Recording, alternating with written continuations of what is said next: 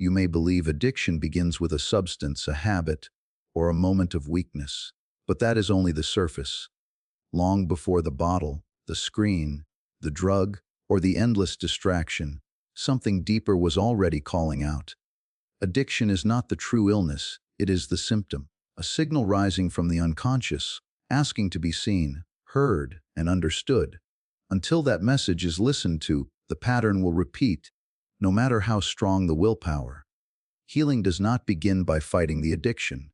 It begins by understanding what the psyche is trying to escape from and what it is desperately trying to return to. When meaning quietly withdraws from a person's life, it does not leave behind emptiness alone. It leaves behind tension, restlessness, and a deep, unnamed hunger. The psyche cannot tolerate a vacuum for long. Where purpose once lived, intensity now demands entry.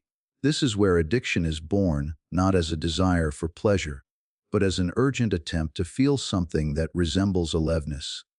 When life no longer speaks to the soul seeks sensation to remind itself that it still exists. This is why addiction so often follows moments of inner collapse. A career that once defined identity suddenly ends. A relationship that gave structure to the self dissolves. A childhood marked by emotional neglect leaves an adult unable to name what is missing, only that something essential never arrived. In these moments, the conscious mind may say, "I am fine," but the unconscious responds with a far more honest message, "I am starving." Addiction answers that hunger quickly. It offers intensity where meaning has faded, certainty where life feels chaotic, and relief where pain has gone unspoken. Modern research unknowingly echoes this ancient psychological truth. Studies consistently show that individuals who discover or rebuild a sense of purpose through meaningful work, service, creativity, or deep relationships are far less likely to relapse. This is not coincidence. Meaning organizes the psyche. It gives suffering a context. Without it, pain feels random and unbearable, and the mind seeks escape rather than understanding. Addiction becomes a shortcut to relief when the long road of meaning feels inaccessible. You can observe this pattern clearly in everyday life. A person gives up alcohol only to drown themselves in work. When work no longer satisfies, control takes its place.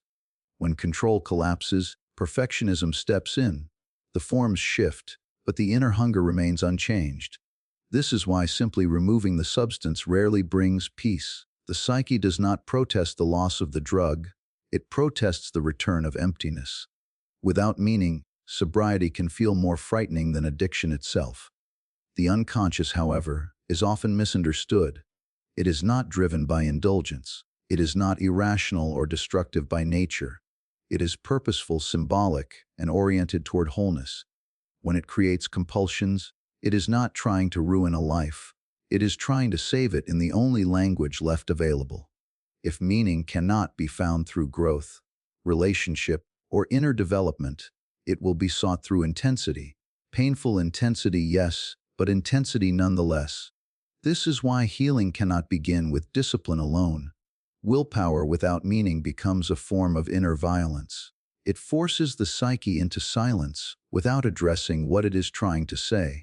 True healing begins when a person asks a different question, not "how do I stop," but "what am I truly longing for?" Often beneath the addiction lies a forgotten value, a neglected calling, or a self that was never given permission to exist. Meaning is not something imposed from the outside. It cannot be purchased, admired, or achieved for the sake of appearances. It emerges when a person aligns their outer life with inner truth.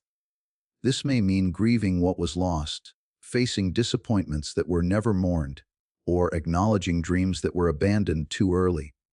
It may mean redefining success, stepping away from borrowed identities, or tolerating uncertainty long enough for something authentic to take shape. When meaning begins to return, addiction loses its urgency. The psyche no longer needs to shout because it is finally being heard. Life regains depth, even when it remains difficult. Pain becomes more bearable because it now belongs to a story, not a void. And slowly, almost quietly, the compulsion weakens, not because it was defeated, but because it is no longer needed. Addiction is rarely what it appears to be on the surface. It is not simply a craving for pleasure or a weakness of will, it is the shadow speaking in the only language it knows.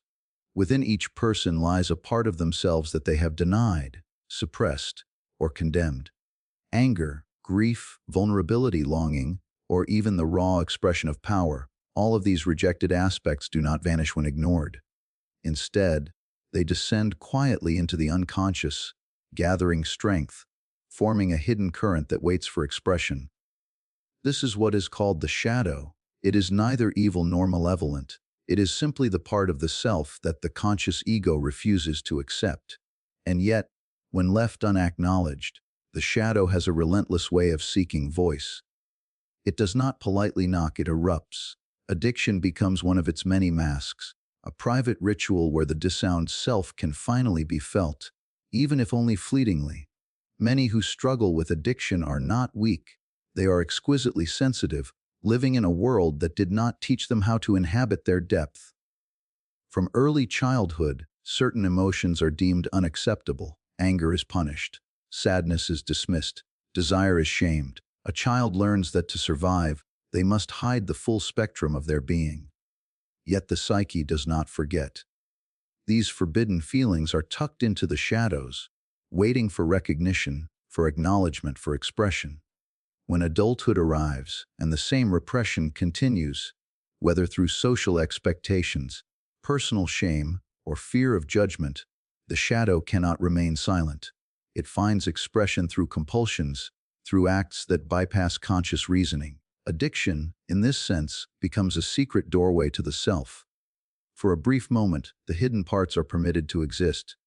The drink, the binge, the late night scrolling, the drug, they are not simply indulgences, they are rituals in which the disowned self momentarily speaks. We see this pattern across many lives.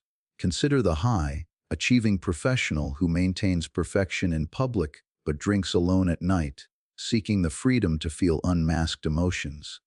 Or the disciplined athlete, admired for their control and strength, who secretly binges to release desires they cannot acknowledge openly. The greater the mask, the deeper the shadow, and the more intense the unconscious need to express itself. Addiction, then, is not the enemy, it is the symptom of a psyche that has been silenced too long. The ego may recoil, calling it shameful or weak, but beneath this judgment lies a cry for attention, a yearning to reconcile what has been split off. Healing from addiction requires courage, but not the kind of courage that attacks or destroys. The work is not to eradicate the shadow, but to bring it into conscious relationship. To acknowledge what has been hidden, naming it, observing it, and accepting it without judgment. Anger, grief, desire, fear, these parts, once faced consciously, lose the compulsion to erupt in destructive ways. Integration is the key. The shadow must be met with understanding, not suppression. Only then does the energy that once fueled addiction transform into a source of insight, vitality, and authenticity. This is why those who recover often speak of a profound transformation. They do not merely stop their addictive behavior, they meet themselves where they were most hidden, most forbidden, most afraid. The energy that once demanded expression through compulsion is now available for creativity, for connection, for life lived fully. Addiction ceases to be the voice of the shadow because the shadow has finally been invited into the light. The hidden self, once disowned and destructive, becomes a partner in consciousness, a guide rather than a tyrant. In this way, addiction is not simply a problem to solve, it is an invitation to know the depths of one's own soul, to reclaim what has been lost, and to live in a wholeness that had always been seeking recognition.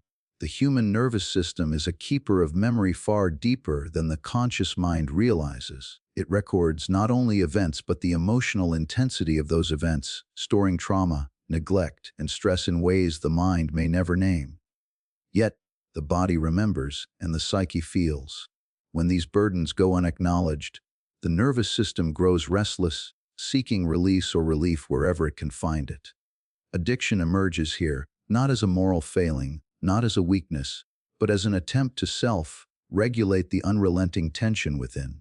The substance, the habit, The compulsive behavior, these are not ends in themselves. They are tools the psyche borrows to calm itself, to silence the inner storm, to create a fleeting sense of safety and relief in a world that has often felt threatening. Consider the person who cannot sleep without scrolling endlessly on a phone, the one who cannot face a social gathering without a drink, or the individual who seeks the numbing embrace of drugs to survive a night of unbearable loneliness. It is not the object itself that the nervous system craves. It is the release it provides, however temporary. In these moments, the addictive act performs a function. It stabilizes a system that has learned to tremble in the face of ordinary life. The brain, altered by past pain, responds to this temporary relief as if it were a lifeline, teaching the individual that survival depends on the very behavior that ultimately threatens their wholeness. Neuroscience illuminates what the unconscious already knows. Trauma, chronic stress, and neglect change the chemistry and circuitry of the brain, particularly systems that regulate reward and stress. Survivors of trauma often exhibit altered dopamine signaling and hyperactive stress responses, which predispose them to seek relief in compulsive behaviors. To tell such a person to just stop is to misunderstand the depth of the struggle. Addiction is not mere desire, it is a protective, albeit misguided, strategy of the nervous system to survive overwhelming internal states. The mind's logic fails to address the body's memory. The will alone cannot recalibrate the nervous system. Healing demands an approach that honors both mind and body. This is why the path to recovery must involve learning new ways to regulate internal experience. Emotional awareness becomes critical. One must learn to name the sensations, the restlessness, the anxiety, the grief that arise, rather than bypass them. Body-based healing through movement, breathwork, somatic practices re-educates the nervous system, teaching it that it can tolerate the rawness of life without escape. Connection, too, is vital. Relational attunement signals to the nervous system that one can be held, seen, and supported, reducing the need to self-soothe through destructive means. Safety, both physical and psychological, becomes the foundation on which the psyche can finally release the compulsion that once demanded obedience. The transformative realization is profound. The addiction is not an enemy but a messenger. It is the system's desperate attempt to protect a self that has been traumatized, neglected, or overstimulated. When the nervous system learns that it can survive discomfort, that it can experience emotion without disintegration, the need for compulsive relief begins to fade. The behavior loses its power not because of judgment, willpower, or shame, but because the underlying imbalance, the pain the system once could not regulate, is addressed. The psyche, once turbulent and ungovernable, becomes capable of calm, resilience, and presence. In this light, recovery is not simply abstinence, it is a reclamation of self-mastery over inner chaos. It is an education of the nervous system, a dialogue with the body and mind that restores safety where fear once ruled, stability where chaos once dominated, and freedom where compulsion once chained the spirit. Addiction, once understood in this way, ceases to be a curse. It becomes a teacher, revealing the depth of suffering that demanded relief and showing the possibility of profound healing when the system is nurtured and heard.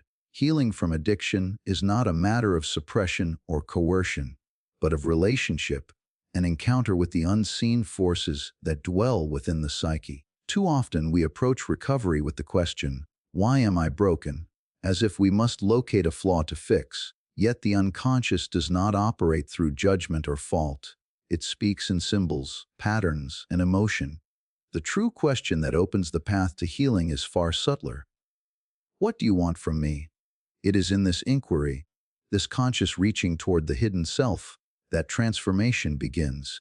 The dreams that disturb us at night, the triggers that provoke shame, anger, or despair, the patterns that repeat in our lives. These are not obstacles to overcome, but messages calling for attention. They are the unconscious speaking, signaling what has been neglected, denied, or misunderstood. Addiction, in this light, is not random, nor is it merely a compulsion. It is a form of communication, a dialogue in its own language, a plea from the parts of the self that have not yet been heard. Those who embark upon recovery often discover breakthroughs through practices that allow the unconscious to surface. Journaling, therapy, meditation, or reflective solitude creates space for what was hidden to emerge. One recovering addict recounted a revelation. Every relapse occurred after moments when they felt unseen, undervalued, or insignificant. The addictive behavior, previously interpreted as a failure of willpower, revealed itself instead as a patterned response, a voice of the psyche crying for recognition. It was not a mere habit, it was a conversation. And once this pattern was understood consciously, the compulsive pull began to lose its authority. The unconscious is relentless when ignored. It screams through symptoms, cravings, and destructive repetitions. Yet when it is engaged with respect and attention, it speaks softly, in a language that is often symbolic but intelligible to the patient listener. The process of listening requires extraordinary patience. One must approach one's inner life with honesty and humility, prepared to witness truths that may be uncomfortable, shameful, or frightening. Healing is not quick, nor is it painless, for it demands the courage to face parts of oneself that were long hidden. But this confrontation is transformative. Each encounter with the unconscious strengthens the relationship between conscious awareness and the hidden self, gradually converting chaos into insight and compulsion into choice. It is in this dialogue that freedom emerges. The addictive behaviors that once ruled with invisible chains are no longer necessary when the psyche feels recognized. The shadow, the unprocessed grief, the unresolved anger, all find their place within consciousness, their energy redirected toward creativity, connection, and wholeness. Recovery ceases to be a battle against oneself. It becomes a journey of reconciliation, where the parts of the psyche once warring against each other are finally brought into understanding. The very act of asking, "What do you want from me?" is an affirmation that the self is worthy of attention, that even the darkest impulses contain valuable messages. Those who undertake this work often discover a profound shift. Triggers lose their power, cravings diminish, and repetitive patterns no longer control behavior. This is not a superficial change, but a transformation of the relationship between the conscious and unconscious mind. The psyche, once fragmented and at war with itself, begins to operate with coherence and purpose. Addiction, once the loudest voice in the room, becomes quiet, not through force, but through recognition. The unconscious no longer needs to shout, for it has been heard. In this process, the individual is not merely free of compulsion. They are engaged in the deepest possible act of self-knowledge and integration, learning that healing is not about erasing the shadow, but about conversing with it, understanding it, and inviting it into the fullness of consciousness. Healing from addiction reaches its fullest expression, not in mere abstinence, but in the reclamation of the self. To stop a behavior is only the first step. True transformation occurs when the fragmented parts of the psyche, long divided by fear, shame, and avoidance, are reunited. Addiction is a symptom of a division within the soul, a call from the unconscious to be acknowledged, heard, and reintegrated. When this call is answered, the compulsive pull loses its grip, not because it has been resisted with effort or moral rigor, but because it has fulfilled its purpose. The psyche no longer requires the crutch of the addictive behavior, because the underlying needs, connection, expression, wholeness, have been met in a conscious and life-affirming way. Many who have walked this path describe a profound internal shift. The objects of former obsession, the substances, the habits, the rituals, no longer hold their former appeal. They no longer feel necessary, because the psyche has discovered its own capacity to sustain itself. Life, once experienced as a series of empty or chaotic episodes, regains depth, richness, and resonance. Relationships previously overshadowed by secrecy or compulsion become authentic and nourishing. Creativity, long stifled by the compulsive patterns, returns with vigor. The individual emerges not merely as a survivor, but as a more fully realized human being. It is no coincidence that many who have overcome addiction go on to become artists, healers, teachers, or leaders. They are people who have faced the abyss within themselves and returned, carrying the insight and vitality that only such a journey can bestow. The process of integration requires courage and patience. It demands that one confront not only the addictive behaviors themselves, but the experiences, emotions, and unconscious material that created the need for those behaviors. Trauma, loss, shame, and the shadowed aspects of the self must all be acknowledged and assimilated. This is why healing is never linear, and why the past cannot simply be erased. It is not the erasure of suffering that transforms the individual, but its transformation into wisdom. Each moment of despair, each lapse, each encounter with the depth of the unconscious becomes a teacher. What once propelled destructive patterns can, when understood and integrated, become the energy of purpose, creativity, and compassion. When the unconscious is brought into dialogue with consciousness, suffering is no longer wasted. It is transmuted into a living foundation upon which meaning, insight, and authenticity are built. The psyche, once fragmented, operates with a renewed coherence. The addictive pull is no longer an external master, but an internal signal of growth already fulfilled. In this process, the individual discovers a truth fundamental to human existence. Wholeness is not the absence of struggle, but the ability to transform struggle into knowledge, empathy, and creative power. Addiction, once a tyrant, becomes a witness to the inner life, a marker of what has been confronted, and ultimately, of what has been reclaimed. The final stage of recovery is therefore not a denial of the past, but a conscious embrace of it. It is a recognition that the forces which once drove destructive behaviors, fear, emptiness, compulsion, contain within them the very energy that can animate a more purposeful and meaningful life. When these energies are integrated, the individual no longer acts from a place of fragmentation, but from wholeness. The lessons of suffering, the insights of the unconscious, and the vitality once misdirected into compulsion are transformed into wisdom, creativity, and compassion. The self, once divided and pursued by shadows, stands reclaimed, and in its unity, freedom emerges naturally. Addiction is no longer a master to fear, but a teacher whose message has been understood, honored, and transcended, leaving the individual whole, awake, and fully alive. Addiction is not a moral failure. It is a misdirected search for wholeness. And when that search is honored rather than condemned, healing is not only possible, it becomes inevitable.